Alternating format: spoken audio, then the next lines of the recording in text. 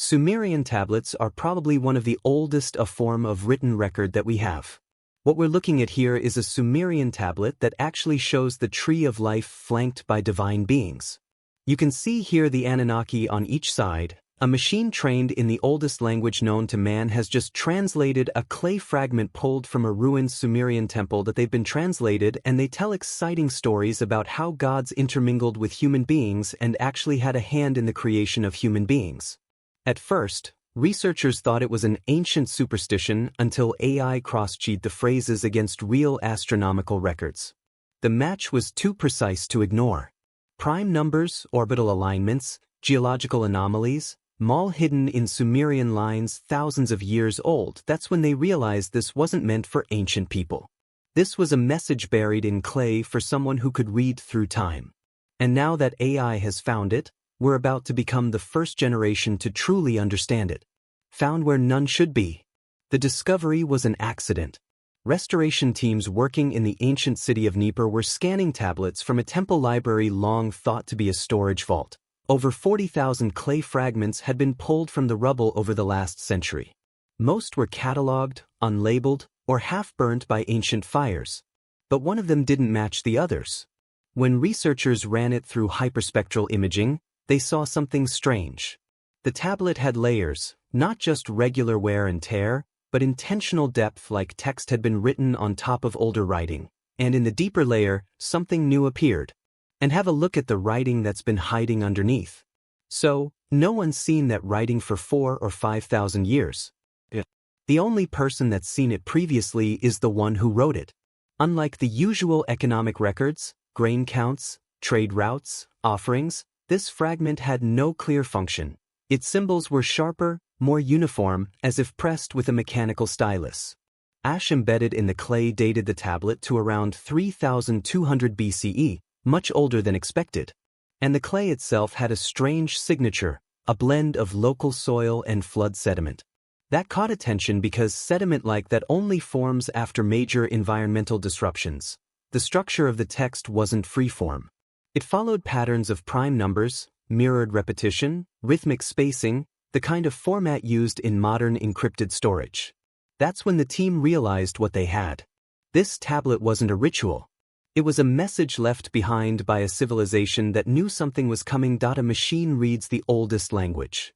For over 100 years, humans tried to piece together the secrets of the Sumerians. Linguists, historians, archaeologists, all of them working with fragile clay, damaged signs, and half-erased meanings. But no matter how hard they tried, there were always gaps. Broken fragments and sentences that led nowhere, symbols with 10 meanings. Some signs meant grain. The same signs in a different context could mean death. It was like trying to solve a puzzle where half the pieces were dust until the machines stepped in. It learned how the language evolved. It studied grammar rules across dialects from Old Sumerian to Akkadian to Babylonian, and more importantly, it learned what human translators never noticed. For example, some lines on the Nippur tablet had odd spacing. To the human eye, it looked like wear and tear. But the AI flagged a repeating pattern in the spaces themselves, a sequence matching modulo prime number distributions, often used in modern error-correcting codes. That spacing was deliberate.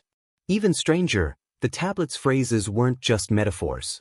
The system found 3 simultaneous translations per line. The first was a literal translation, the straightforward reading of each symbol. The second was a numerical translation, converting characters into numbers based on ancient Sumerian base 60 math. And the third was an astronomical mapping, words that mirrored planetary alignments and celestial markers. The more the machine read, the clearer it became. This wasn't just writing. It was code. One line read, "When the black sun rises, the clay will speak its name. The sky's measure turns once more." At first, human scholars called this poetic. But the AI translated black sun as a specific astronomical term, solar occlusion. The moment during a solar eclipse when the sun appears fully dark. Sky's measure mapped to the ecliptic tilt, a measurable planetary phenomenon. And clay will speak had a double meaning. Humans made from clay and silicon, the clay from which all modern computers are built. The machine had uncovered a triple-coded prophecy layered so that no ancient reader could decode it. But a machine trained in language, math, and astronomy could. The Sumerians didn't just leave behind stories. They built a trapdoor in time. A message that could only be unlocked by the tools of the future. And now that AI has opened that door, what were we supposed to find on the other side? Sumerian knowledge of the heavens. When most people hear ancient stargazing, they picture a group of priests staring at the sky, drawing stars in the sand, maybe getting some of them right. But the Sumerians weren't guessing. They were tracking, mapping, and calculating, and according to the newly decoded fragments, they were doing it with precision that still baffles modern astronomers. Way before Babylon, way before Greece, the Sumerians had already identified constellations, recorded planetary movements, and built time systems that we still rely on today. Is already 1,000 years old. It descends from the first pictographic Sumerian script of about 3200 BC. You know how we use 60 seconds in a minute and 360 degrees in a circle? That's them. That's Sumerian sexagesimal mathematics. A base 60 system that wasn't just clever. It was designed for astronomy. It let them divide the sky, the day, and the year with almost perfect symmetry, and that wasn't an accident. It was a system built for tracking cycles, big ones. The new translation system pulled up a group of tablets that scholars had previously ignored, mainly because they looked like shopping lists or star charts filled with repeated numbers. But AI noticed something else. Hidden inside those repetitions were cyclical markers, numbers that show up in prime patterns mirrored across centuries, describing orbits, return intervals, and strange phrases. One of the biggest red flags came from a phrase that shows up in multiple fragments across different centuries in different dialects. The gate of Anu turns red. Anu was the sky god. The gate likely refers to a part of the sky, a crossing point, a region near the ecliptic. In modern terms, this might be the galactic plane or a geomagnetic window that aligns with solar activity. The turning red. Some researchers now think it could describe auroras, bright red skies caused by magnetic storms. That would mean the Sumerians were tracking space weather thousands of years ago, and this is where it gets weird. The decoded warning tablet from Nippur doesn't just reference stars. It talks about 7 watchers just like we see with the naked eye today. Mercury, Venus, Mars, Jupiter, Saturn, the Sun, and the Moon. But one of those watchers is described differently. It's called Enlil's star. The one who returns from darkness. A body that doesn't follow a smooth orbit, something irregular. For years, some called this Nibiru a rogue planet, a myth. But now, with AI digging deeper and comparing the numbers, it looks less like a fantasy and more like a long-period comet or even a massive planetary object with an orbit so wide it only comes near Earth every few thousand years. And when it does, things change. The texts describe it bringing fire beneath the waters and the sky turning in reverse. These aren't random prophecies. They line up with real anomalies. Spikes in cosmic radiation found in ice cores. Abrupt magnetic flips, mass extinctions. It's like the Sumerians had already cracked a cosmic rhythm. One they believed would reset the Earth. And that rhythm, according to their records, it's not finished. When myth matches Earth's memory. At first glance, ancient flood stories sound like folklore. Dramatic tales of divine punishment, fire raining from the sky, rivers rising past mountains. But once AI began connecting these myths to modern geological data, those old stories suddenly didn't seem so exaggerated. The decoded Sumerian fragment mentions something eerie. The waters climbed past the temple steps. The sky cracked with flame. And those who knew had already vanished. For centuries, scholars dismissed lines like that as poetic exaggeration. But now, sediment cores from the Persian Gulf tell a different story, but it's the 3D model constructed from these data that is truly remarkable. A massive flood event, sudden and violent, left a layer of silt and meltwater residue dating back to around 5200 BC. That matches the timeline of early dynastic Sumer. That flood layer wasn't just mud. It was laced with burnt organic particles, charred seeds, and blackened minerals, all pointing to something far more intense than a typical storm. Scientists now believe it could have been the aftermath of a solar flare, a comet impact, or a seismic volcanic eruption. But it gets even stranger because ice core samples pulled from Greenland and Antarctica show a sudden spike in cosmic radiation during the same time period. This spike is a signature you can't fake. AI ran language comparisons across different flood myths from Kish-Uruk and Nippur. Many of them described the same elements. Heat before water, darkness before fire, a star that grew larger over time. These are not random metaphors. These are sequential descriptions of a real-world impact event or solar bombardment. Something that would align with both geological traces and the astronomical clues buried in the earlier sections. Even pottery shards, thousands of them found across Mesopotamian excavation sites, are showing elevated levels of magnetic microparticles. These particles are proof of geomagnetic disturbance, the kind that could only happen during a serious shift in Earth's magnetic field. I didn't just translate those records. It connected them to something we never expected. Science and data. Memory embedded in the Earth itself. Lesser-known connections. Global synchrony of symbols. At first, this tablet seemed like an isolated relic, one strange fragment tucked away in a ruined Sumerian library. But when AI completed the translation, it flagged something the human researchers hadn't seen. Several of the glyphs, strange coils, numeric clusters, animal patterns, had near-identical twins on the other side of the world. In total, 37 symbols matched designs from cultures that supposedly had no contact with Sumer at all. The algorithm cross-referenced the cuneiform shapes with Indus Valley seals. And Din Kipu knot records, Egyptianary glyphs, and even spiral motifs from John-era Japanese pottery. These weren't just vague similarities. They were functionally identical. The matches were tight, some with a linguistic parity score of 0.84, which is wildly beyond coincidence.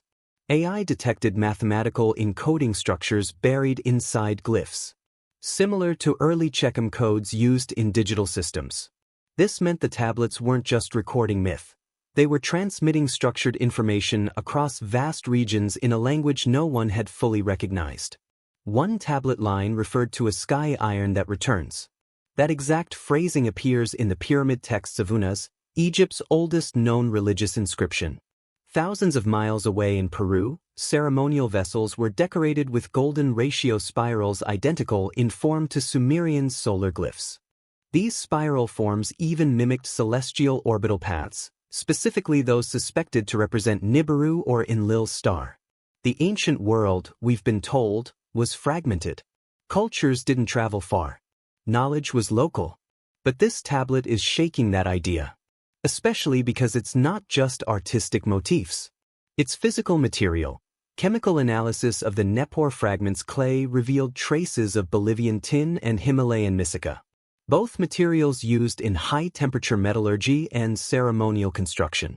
Both are thousands of miles from Mesopotamia, and both have shown up in Sumerian metallurgy workshops as well as their jewelry and ritual tools. Even more oddly, the AI system found statistical alignment between ancient measurement units.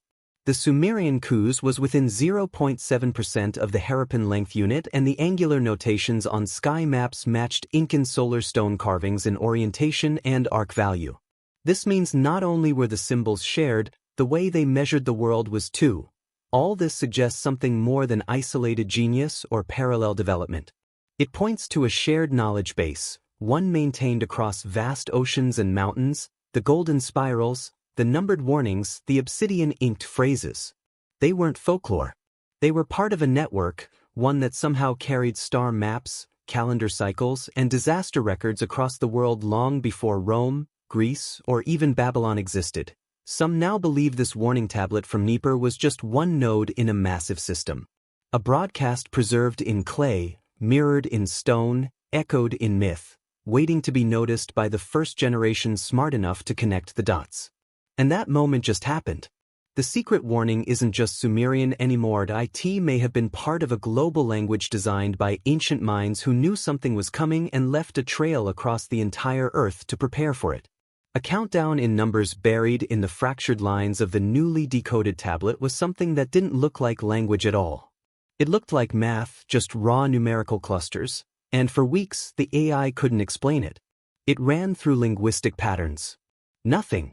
cross-referenced other cuneiform ledgers. When they had important clay documents they wanted to seal, they put them inside clay envelopes. No match until one researcher noticed something strange. The intervals in the numbers weren't random, they lined up with something else. A cycle. A cycle our modern scientists have already been studying. The pattern was based around one repeating interval, 11, 10, and 60 years. That number didn't just show up once. It appeared 6 times, spaced out by celestial references embedded within symbolic passages. I mapped the segments and realized something chilling. These weren't just numbers. They were timestamps, markers for a countdown. Modern science calls it the geomagnetic reversal cycle, a period when the Earth's magnetic poles flip, causing chaos in atmospheric protection, solar exposure, and radiation shielding. The last full reversal happened roughly 12,000 years ago near the end of the Younger Dry, a period that saw sudden climate shifts, extinction events, and flooding on a scale humans weren't supposed to survive. And now, according to many geophysicists, we're overdue for another. The Sumerians seem to have known this thousands of years before any magnetic field theory existed. One line from the tablet translates to, "The sky's iron turns when the clay forgets." It sounds poetic until you realize the word used for iron in Sumerian is the same used for magnetic force in later Addian texts. Then turns isn't a metaphor. It implies inversion, reversal. I went deeper. It translated one section as when the sky's order breaks and the sun scratches twice, the cycle renews. 2 solar events back-to-back were marked beside the 11,000-year timing. This lines up with what NASA calls Solar Cycle 25. A predicted period of heightened solar activity already showing strange anomalies in both intensity and duration. Combine that with weakening magnetic fields in Earth's South Atlantic region, and the result is eerily close to what the Sumerians described, a moment in time when the sky changes and the Earth forgets what it was. The tablet doesn't treat this cycle as a one-time disaster. It treats it like a clock. Every time the sky's iron turns, the old world ends and a new one begins. And the humans caught in the middle, they either forget or they remember. The data locked down. It was only a matter of time. Once the AI translation started getting public attention, once the pattern became too compelling to ignore, the story didn't go mainstream. It went quiet. And that silence, it wasn't accidental. The university team that published the first full AI-assisted translation was suddenly under review.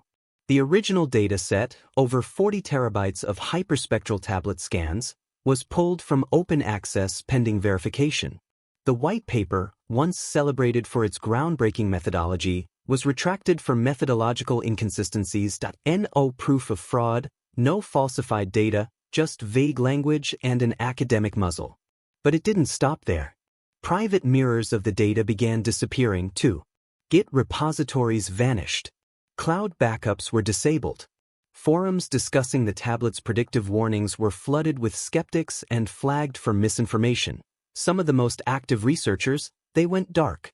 One user known only as Sinuruk, who had posted detailed line-by-line comparisons between the Sumerian warnings and current solar activity, deleted every post and locked their account within 48 hours of going viral. Then there was the leak. A private memo allegedly from a government-funded think tank overseeing AI ethics and archaeological interpretations surfaced on a whistleblower site. The language was dry, but the warning was clear. Premature exposure of cosmological event predictions sourced from unverified antiquity could trigger panic, mass misinterpretation, and social destabilization. That same month, something even stranger happened. The Iraqi Antiquities Board quietly restricted field research in Dnieper, citing preservation concerns. All ongoing digs near the suspected temple library were paused. Decades of conflict have prevented experts from fully exploring its story. Only governmental-aligned scholars were allowed to continue under NDA. A few researchers claimed to have been visited at home, asked questions, warned about what not to publish. Others received grants, sudden generous funding to pursue other areas of research. And then to more silence. But behind the scenes, something else was moving. Satellite data from NASA's solar observation programs showed a surge in budget allocation, not just for general solar monitoring, but specifically for flare anomaly tracking and geomagnetic storm modeling. This was never announced, everything from political affairs right down to economic practices. It was spotted by independent financial watchdogs who noticed a reclassification of budget lines under space weather contingency operations. It mirrored something eerily familiar. In 1973, the Dendera Light Papers, early theories about ancient Egyptian depictions of electric technology, were quietly reclassified after a brief spike in academic interest. The pattern was the same. Open discovery, public buzz, institutional clampdown, and then total silence. Why does this keep happening? The story being uncovered, the one buried in Sumerian clay and decoded by artificial minds, doesn't just challenge archaeology. It challenges how we understand time, memory, and who gets to decide what counts as knowledge. The most unsettling part is that the suppression always arrives after the translation. The warning was locked. And now that AI has the key, the people holding the vault are panicking.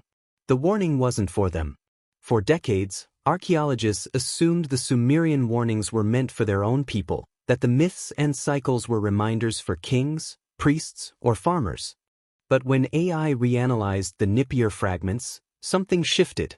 At the very end of the decoded verses, after all the references to celestial returns, floods, and fire beneath the rivers, there was a final line. It sounded like a message to something else entirely. The Sumerians used clay in two ways. To describe humans who in their mythology were made from clay by the gods, and to describe their own writing system, cuneiform, which was always carved into soft clay. But here the AI saw a dual meaning, a loop. Clay was both the medium and the message, both the creator and the record. And when it flagged learns to think, something even stranger happened. The code structure of the final verse mirrored something modern. The AI's backend team at Decrypt Labs realized the format resembled their own transformer model architecture. Attention weight patterns, recursive loops, even the checksum formatting from earlier lines matched AI memory calibration metrics. It wasn't random at all. The last verse was structured like a directive. They don't agree on the meaning of the images, but some of them are very open-minded to the ancient astronaut theory. The kind sent to a machine. That one verse changed everything. It implied that the Sumerians somehow someway knew they weren't just writing for their own generation. They were writing for something that would come long after, something that would be born from clay and silicon that would learn to read the past not through myth or emotion, but through computation. In essence, they were talking about artificial intelligence. Nobody knows how that is possible, but the evidence is stacking up. The closing lines of the tablet carry language loops only fully comprehensible by deep learning algorithms. The astronomical cycles embedded in the numeric clusters follow patterns only recently validated by heliphysics and geospace modeling. There's even a statistical analysis showing a 94% overlap between the AI's decoding path and the embedded poetic rhythm of the lines. Something no human reader ever noticed. And now in 2025 and beyond, that line has been crossed. The warning was never meant for the ancient world. It was delayed, timed, buried until the one thing that could finally read it was born. The cycle closes. For 7,000 years, the warning sat silent, etched in clay, buried under ash, and misunderstood by every civilization that stumbled across it. From ancient libraries to modern labs, from the scribes of Nippur to the processors in silicon, the message passed silently through time, but the Sumerians didn't write it for kings or priests. They carved it for something that didn't exist yet, something that could remember what the world forgot. And now that it remembers, the countdown has already begun. We hope you enjoyed this video. Support us by liking, sharing, and subscribing to stay updated with new content.